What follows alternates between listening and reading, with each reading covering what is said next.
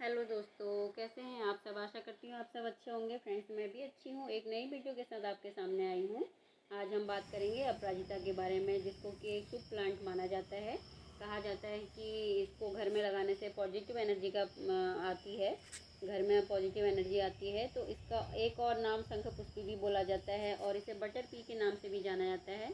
Friends, ये बहुत ही शुभ plant में इसकी गिनती होती है। इसके बहुत सारे कलर होते हैं और इसके जो दो कलर हैं, सफ़ेद और बैगनी, वो बहुत ज़्यादा देखने को मिलता है और बहुत ही इजी ग्रोइंग प्लांट है। और घर के जो शुभ प्लांट हैं उनमें इसको माना जाता है। तो और इसके बारे में कहा जाता है कि आप इसको किस दिशा में रखें, घर में कहाँ रखा जाना चाहिए, वास्तु के हिसाब से इसको रखा जाना चाहिए। इसके जो सफ़ेद फूल हैं वो भगवान शंकर को बहुत ही प्रिय होते हैं, भगवान शंकर को चढ़ाए जाते हैं।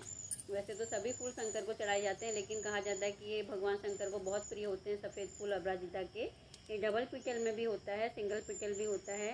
फ्रेंड्स, ये एक बेल होती है जो कि स्टार्टिंग से आपको इसको सपोर्ट देना पड़ेगा। जिस तरह से आप इसको ढालेंगे, जैसा भी इसको आप बनाना चाहेंगे, जिस शेप में आप बनाना चाहेंगे उस तरह से आप इसको सपोर्ट दे दीजिए शुरू से, तो ये आपको उसी तरह से बन जाएगा।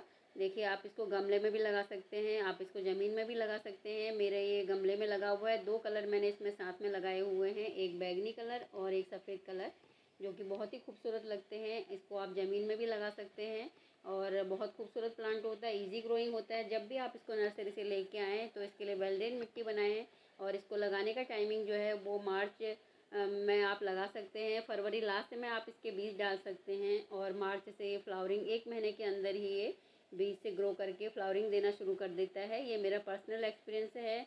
मिट्टी इसको वेल ड्रेन चाहिए होती है और कहाँ रखना है ये तो बहुत सब कहने की बातें हैं। फ्रेंड्स, इसको धूप बहुत चाहिए होती है। देखिए, इस तरह से इसके सीड बन जाते हैं। जैसे इसके फ्लावर्स पंड होते हैं तो इसके सीड बन जाते हैं और इन सीड को हमें निकालना चाहिए, क्योंकि जब ये सीड बनने लगते हैं तो इनमें फ्लावरिंग कम हो जाती है।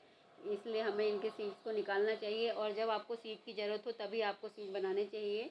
और आपको ये मार्च से लेके नवंबर तक फ्लावरिंग करता रहेगा। इसकी एक बहुत पतली सी आप डंडी भी आप लेते हैं कटिंग करके तो वो बहुत इजीली ग्रो हो जाता है।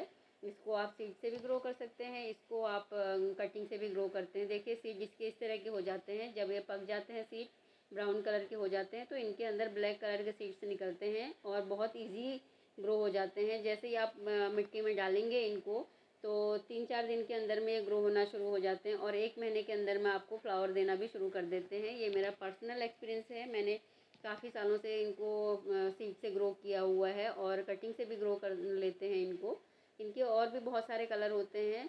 पिंक कलर भी इसका होता है और लाइट बैगनी भी होता है, लेकिन ये दो कलर जो हैं ये बहुत ज़्यादा देखने को मिलते हैं।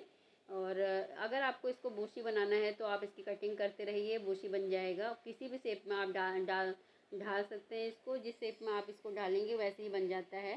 और सनलाइट इसको पूरी चाहिए होती है। आपको 5 से 6 घंटे की सनलाइट देनी चाहिए। अगर आप खाद डालते हैं तो इसकी पत्तियां बहुत शाइनिंग करेंगी और फ्लावरिंग भी बहुत ज़्यादा होगी। और अगर खाद नहीं डालेंगे तो ये नॉर्मल भी चलेगा, लेकिन खाद डालने से पत्तियां बहुत शाइन करेंगी और फ्लावरिंग बहुत ज़्यादा होगी। बटर पी भी इसका एक नाम है। देखिए, इस तरह से जो मटर होता है ना, उस तरह से भी ये दिख रहा है, तो इसलिए शायद इसका नाम होगा ये पी। इस तरह से आपको सपोर्ट देना बहुत ज़रूरी है, नहीं तो ये नीचे गिरता रहेगा और ऐसे ही फैलता रहेगा। देखिए, भगवान शिव को पसंद है जो वाइट फ्लावर, बहुत ही खूबसूरत लग रहे हैं। डबल पीटल में भी आता है ये, मेरे पास सिंगल पीटल ही है। और बरसात के बाद मेरा जो गमला है वो बहुत ख़राब हो गया था, थोड़ा मैंने उसको क्लीन कर दिया है। पॉट इसको आपको बड़ा पॉट देना चाहिए, क्योंकि ये काफ़ी बड़ी बेल हो जाती है और परमानेंट होता है, तो इसलिए आप इसको बड़े पॉट में डाल सकते हैं। विंटर इसका डोरमेंसी का पीरियड होता है और विंटर में इसकी कम फ्लावरिंग होती है, तो आप बड़े पॉट में रखेंगे तो इसके जो बेल है वो बनी रहती है। देखिए, इसकी जो ब्लू कलर हैं फ्लावर हैं वो मेडिसिन के काम में आते हैं, हर्बल टी के रूप में आप यूज़ कर सकते हैं। इसकी पत्तियां जो होती हैं वो भी दवाई बनाने के काम आती हैं। तो ये बहुत ही ज़्यादा शुभ प्लांट माना जाता है और मेडिकेटेड प्लांट भी है, जो कि आपके घर में लगाना बहुत ज़रूरी है। आप अपने घर में ज़रूर लगाइएगा। और बरसात के बाद में देखिए मेरे प्लांट जो हैं वो ख़राब हो गए थे, इसकी जो ड्रेनेज होल थे वो भी बंद हो गए थे। तो अभी मैं इनको थोड़ा सा सही कर रही हूँ और इस समय पे खाद देना बहुत ज़रूरी है। मैं क्या खाद दे रही हूँ, देखिए, मैंने वर्मी कंपोस्ट लिया है और पहले गुड़ाई करना बहुत ज़रूरी है। जो खरपतवार है उसको आप निकाल दीजिए। फ्रेंड्स अगर चैनल पर नए हैं तो सब्सक्राइब करिएगा और वीडियो पसंद आए तो लाइक करिएगा। और थोड़ी सी गुड़ाई करने के बाद में मैंने क्या है वर्मी कंपोस्ट डाल दी है और ये डीएपी के कुछ दाने हैं जो कि आप अपने पॉट के हिसाब से कितना बड़ा पॉट है उस हिसाब से ले सकते हैं। जो प्लांट है उसकी जड़ों से थोड़ा हट के रखिएगा, डालिएगा। और देखिए, और जो मैंने किचन वेस्ट है वो बना के रखी हुई है सुखा के, सब्जी की छिलके और चाय की पत्तियाँ, तो उसको मैंने सुखा लिया तो वो भी मैं डाल दी हूँ। आप मिक्सी में ग्राइंड करके भी डाल सकते हैं, मैंने थोड़ा सुखा के ऐसे ही मसल के हाथ से डाला है। तो ये 1 हफ्ते के अंदर ही ये कंपोस्ट बन जाएगा। और मिट्टी भी थोड़ा कम हो गई मेरे प्लांट में, तो ऊपर से मिट्टी डाल दे रही हूँ मैं। देखिए बारिश के कारण से जो खाद थी वो भी बह गई, मिट्टी भी बह गई, तो अभी प्लांट को खाद देना बहुत ज़रूरी है। हैवी बिटर नहीं होता है ये, लेकिन फिर भी इस टाइम पे जो कंपोस्ट दूंगी तो काफ़ी दिन तक फ्लावरिंग करेगा। तो फ्रेंड्स वीडियो पसंद आए तो लाइक करिएगा, नए हैं तो सब्सक्राइब करिएगा। फिर एक नई वीडियो के साथ मिलूंगी। बहुत बहुत धन्यवाद आप सभी का, थैंक यू।